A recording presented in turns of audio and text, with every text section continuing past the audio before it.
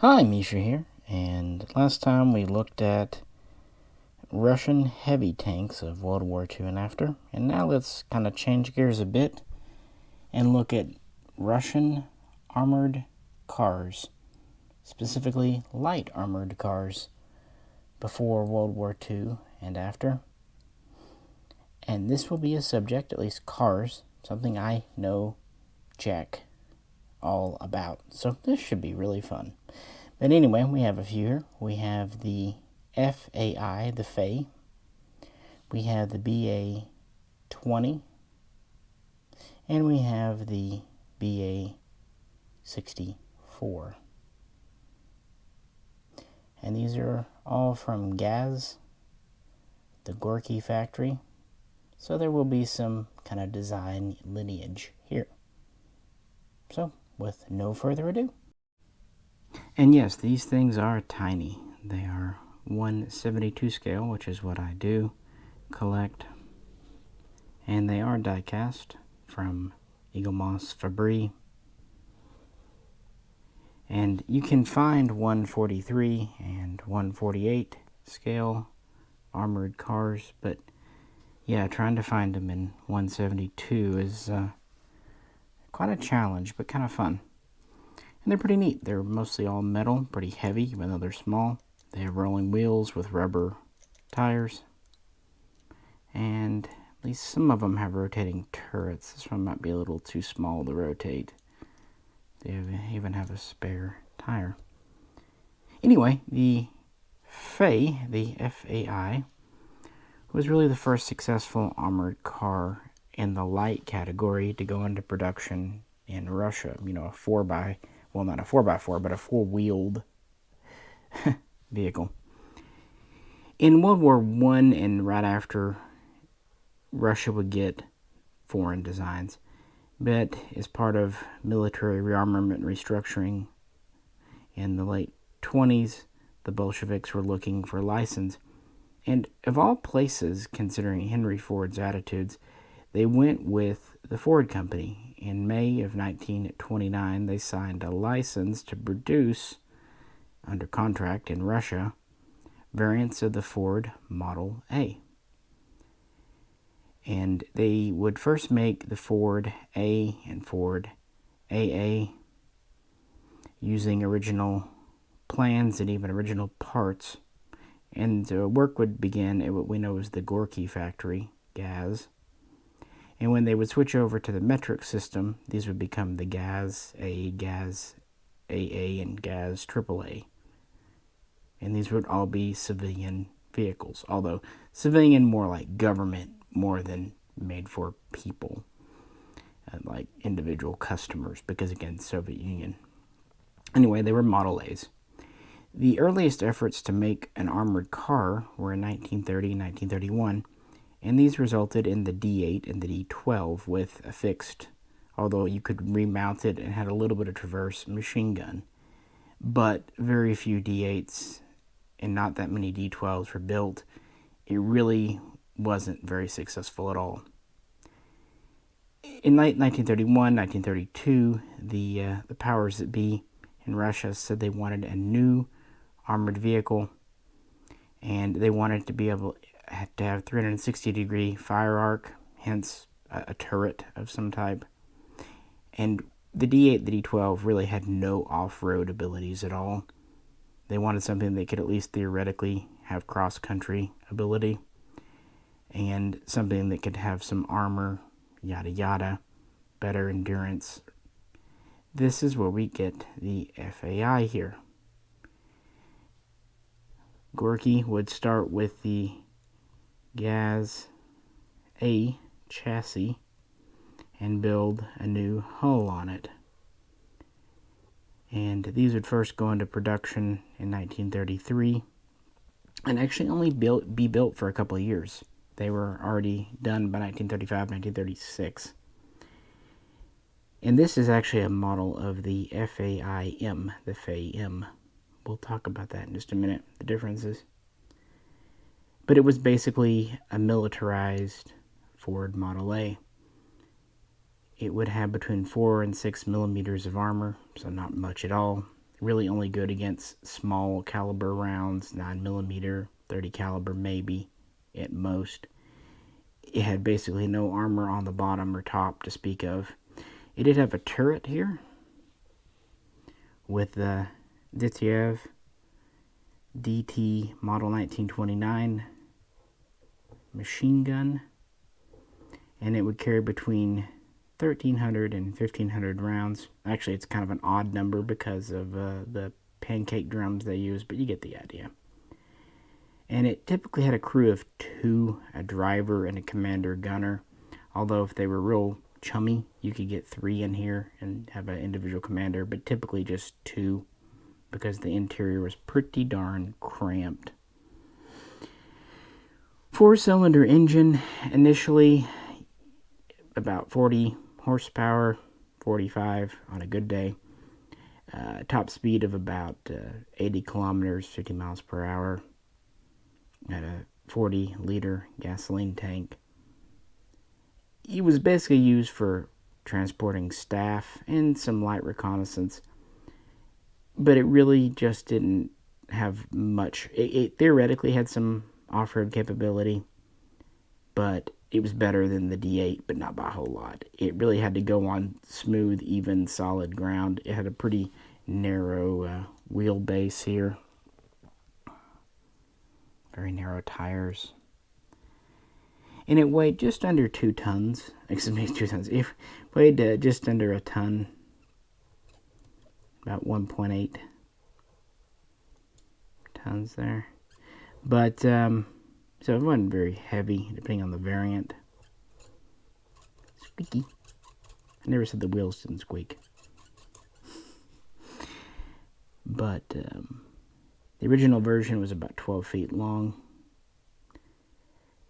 Yeah, it was mostly just used for staff. And again, it was pretty quickly supplanted in service by our next version here. And here we have the BA-20. That should look pretty darn similar to the FAI, because it's just really an improved version. As early as 1933, 34, many in the Red Army were hoping for a better handling, more capable variant.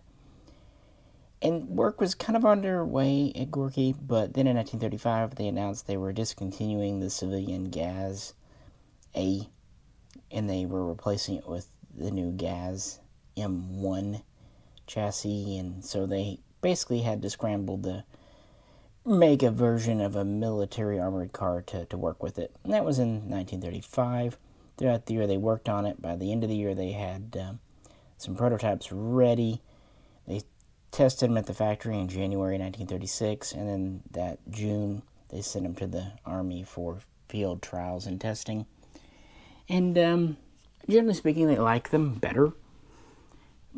And they were a nominal improvement, but not a huge leap forward. The main thing, it was a heavier vehicle. The BA-20 was about 2.2 to 2.3 tons versus 1.8 tons for the FAI, the FAI. And this had to do, it had a little bit thicker armor. Original versions were about 6 to 7 millimeters.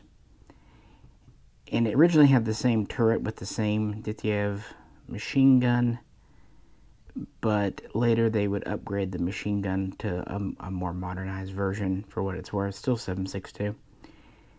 It would go to a more powerful V8 engine. It had a larger, longer chassis going from 12 feet to 14, so about 3.7 meters to about 4.2, 4.3. It also had a larger fuel tank. It was a little faster. The BA-20 could get up to about 90 kilometers and had a larger fuel tank, first 50, later 60 liters. And it had modestly better cross-country performance. But one thing it really had that the FAI did not was the provision to fit with the radio. Now, that's not to say all of them did, but it's just to say that they were thinking about radios in 1936. And ultimately, the majority would end up with radios. This is very important on a battlefield, whereas the FAI never would have a radio. Anyway, so testing in 1936, by the end of the year, they were in production. They'd built about 3 dozen. In 1937, they worked on a new turret, a new conical turret. This is kind of what the Red Army was going to versus the original cylindrical type. But it actually wouldn't be until 1938 that they would put these into production for various logistic reasons. And then they would also increase the armor up to 9 millimeters. A few other little changes and tweaks would give us the BA-20M, the modernized version, which appeared around 1938, 1939. So now we can kind of go back to the FAI-M, the FAI-M. Like I said, they quit making the GAZ a chassis. Well, in 1937, 1938, the factory realized they had about 300, give or take, upper hulls, crew compartments or whatever. So they mated these to the M1 chassis, lower frame, making a hybrid design. That's why this model is as long as this model, because it's actually on the same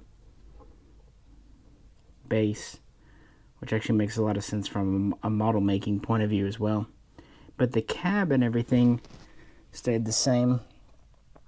Originally, the rear tire would have been vertical when they moved it to the back here. This is basically, they put a little extension on the back. They extended the mud flaps down a bit, changed up the headlight system a bit.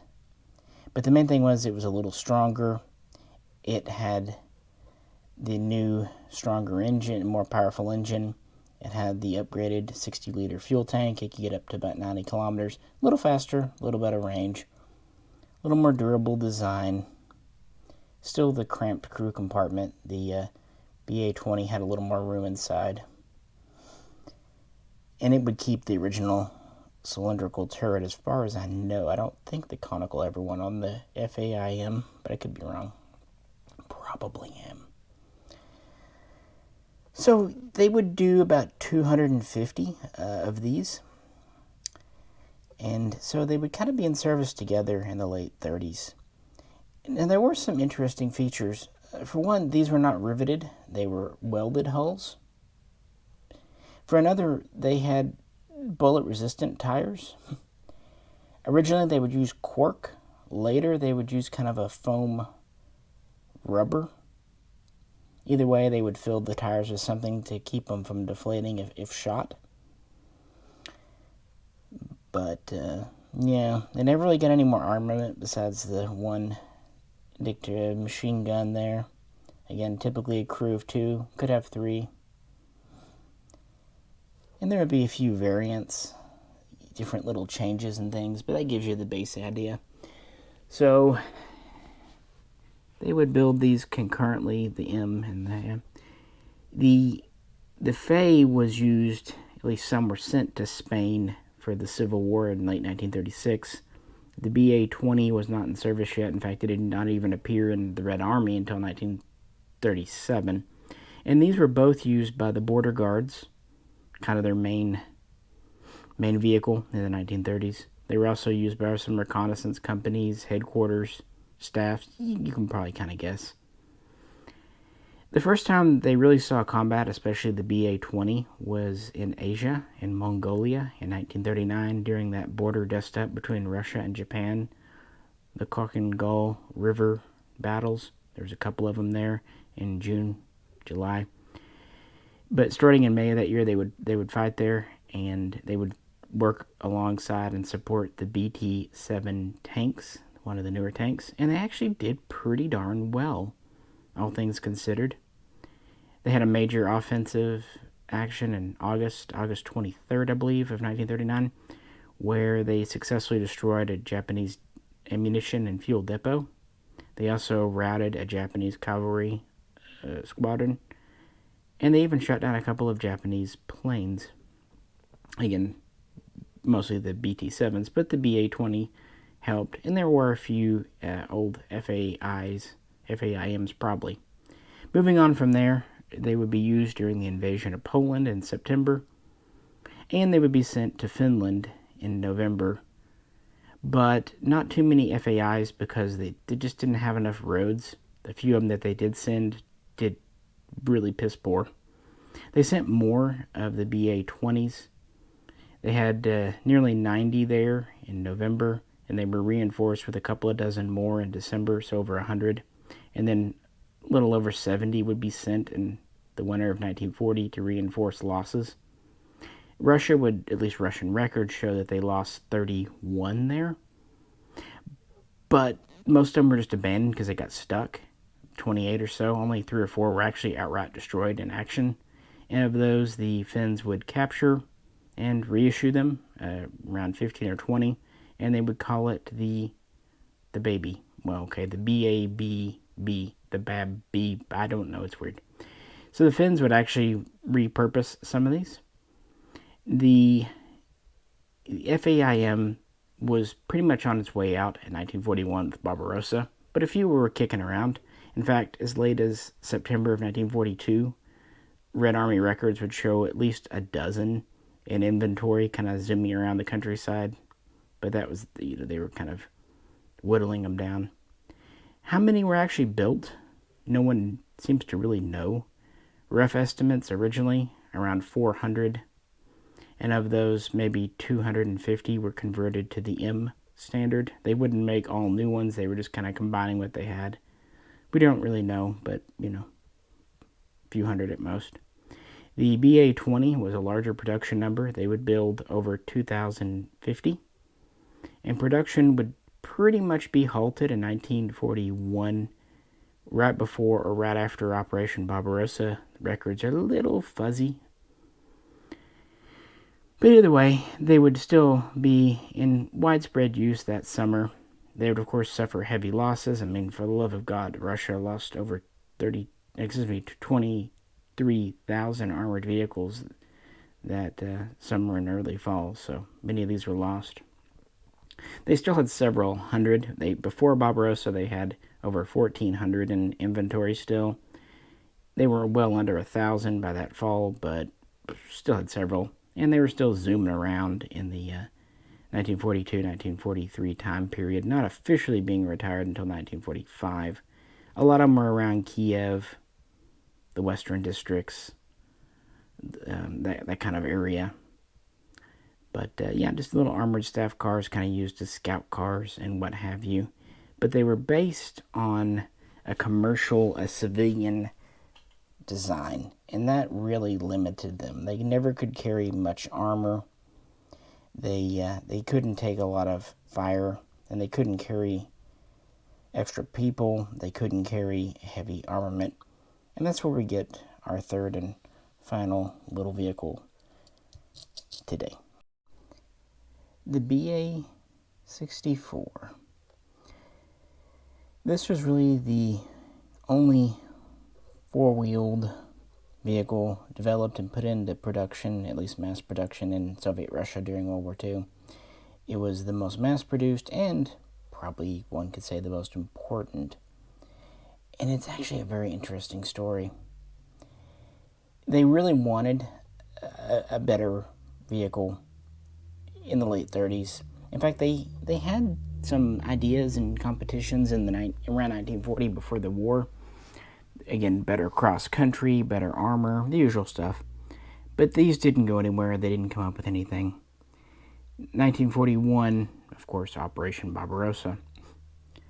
But one fortunate thing happened for Gorky, for GAZ. They were already located east of Moscow, meaning they did not need to relocate. Meaning while many Russian factories were having to get out of Dodge, they could keep producing, and they were building light tanks and trucks and what have you. Well, even before a month had gone by in July, the design team at Gorky restarted the 4x4 program, as it were, at GAZ. And they wanted to use as many parts from the BA-20 as they could, and they wanted to base it on an existing chassis. And they picked the GAZ-64, which was a Jeep. But then they got a hold of German armor, like the KFZ 221 car. and they became enamored with the sloped, the faceted armor construction. And so in September, they took a closer look and decided to integrate that into the design. In October, they reworked the interior. Long story short, by the time they were done, it was essentially a whole new vehicle, and they developed it very quickly. By November, the design was virtually done. They already were building 3 prototypes. These were ready for factory tests after New Year, 1942. They were shown off to the powers that be in Moscow in February. They had weapons trials and testing, and then in March 1942, it was adopted as the BA-64. And it really was a better vehicle. The armor is worth pointing out. It originally had up to 12 millimeter worth of armor, so about half an inch. Later versions would increase to about 15 millimeters. But because it was faceted, it was sloped, it promoted ricochets, and gave better protection. Also, because it was based on a Jeep and a newer design, it had better cross-country performance, exponentially better, frankly. It was down to about only 12 feet long, again, about 3.7 meters. And it was down to a top speed of about 80 kilometers again. But it had a larger fuel tank of about 90 liters, so good overall range. Heavier armor, though. Surprisingly, it wasn't that much heavier of a vehicle. Only a couple of tons, about 2.4 to 2.5 tons. Still had a crew of 2, although it could carry a passenger a little easier, typically a driver and then a commander/gunner. We have a new open-topped turret. Still has a DT 7.62 machine gun. Typically, if it did not have a radio, it would carry about 1,300 rounds. But if it had a radio, this would be reduced down to about 1,050 rounds to make room for the radio inside. About half were built with radios. More would have been, except they had production delays. It could also have bulletproof tires, although sometimes because of resource shortages, they did not have these. Yeah, you can work about it. But anyway, the first pre-production, about 35 to 50, were built in April, May of 1942, and they were pretty quickly sent to the front for fighting. These would appear in time to take part in the latter stages of Stalingrad and be used in various offensives throughout late 1942. But they were still in pretty limited numbers. But they were really cranking them out by 1943. They started to really become a common sight, and they were used as staff cars, reconnaissance, of course, infantry support vehicles, what have you. Scout, reconnaissance, like I said. Just kind of whatever they needed. They were reasonably fast. For once, they finally have a good cross-country vehicle. And they could get around. They were cheap. They were reliable. They were guaranteed to make it at least 10,000 kilometers before the engine needed servicing. Sometimes they would even make it to 15, even greater, before needing that. That was the major asset. But as early as 1942, they were working on an improved version. But as is famously known, Russia wasn't keen on making major production changes at this time. If it was good enough, they would keep making it. But when the GAZ factory was severely damaged after air raids in June of 1943, production had to be suspended. And when it was resumed in September of 1943, this gave them a chance to switch out and start producing the BA-64B and a greater improved version. This was yet again based on a new chassis, the GAZ 67, which had a wider wheelbase. It was less top-heavy. It had better sloped armor for even better protection. This still really can't stand up to 50 cal, at least not close range, but it does pretty good against 30 cal, and it does better against things like mines. But they put the 64B into production in late 1943. By 44, it was in mass production. But they did build nearly 4,000 original BA-64s.